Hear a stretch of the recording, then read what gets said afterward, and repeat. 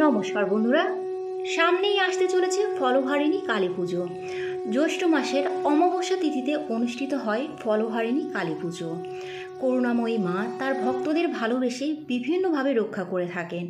মাতৃশক্তি, মহাশক্তি, বিভিন্ন তিথিতে দেবীর বিভিন্ন রূপের পুজো করা হয়ে থাকে। জ্যৈষ্ঠ মাসের অমাবস্যা তিথিতে ফলহারিণী মাতা রূপে দেবী কালিকা পূজিত হন। শাস্ত্রে বলা হয়েছে, একদিকে ফলহারিণী সাধকের কর্মফল হরণ করেন, অন্যদিকে কর্মফল হরণ করে ভক্তদের অভীষ্ট ও মুখ্য ফল প্রদান করে থাকেন। ধরিত্রজাত ফলের সাথে এই মাতৃপুজোর কোনো সম্পর্ক নেই।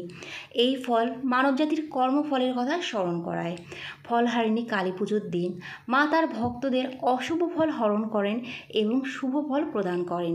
সমস্ত অশুভ কর্মফল হরণ করেন বলেই এই পুজো ফলহারিণী কালী পুজো নামে পরিচিত। মা কালিকা জীবের কর্মফল অনুযায়ী ফল দিয়ে থাকেন।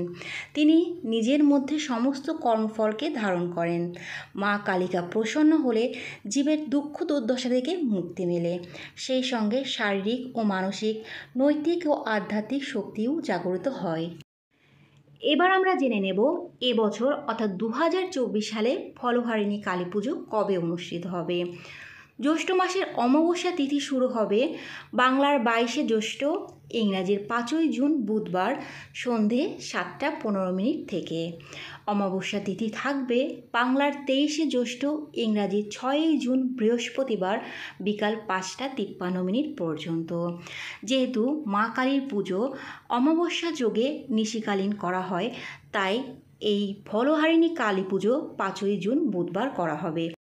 ফলহারিণী কালী পুজোর শুভ সময় থাকবে বাংলার 22শে জ্যৈষ্ঠ, ইংরাজির 5ই জুন বুধবার সন্ধে 7:15 পর থেকে আপনারা মায়ের পুজোয় বসতে পারবেন।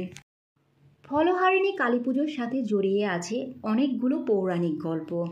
কার্তিক মাসে যে দক্ষিণা কালীর পুজো করা হয় তাতে ভক্তদের সার্বিক কল্যাণ সাধিত হয়। আর ফলহারিণী কালী পুজোয় ফলে ভক্তদের বিদ্যা, কর্ম আর সেই সঙ্গে ভক্তদের অর্থভাগ্যেরও উন্নতি ঘটতে দেখা যায়। বলা হয় যে শ্রীরামকৃষ্ণ পরমহংসদেব এই ফলহারিণী কালী পুজোর দিনে মা সারদা দেবীকে পুজো করেছিলেন জগৎ কল্যাণের আশায়।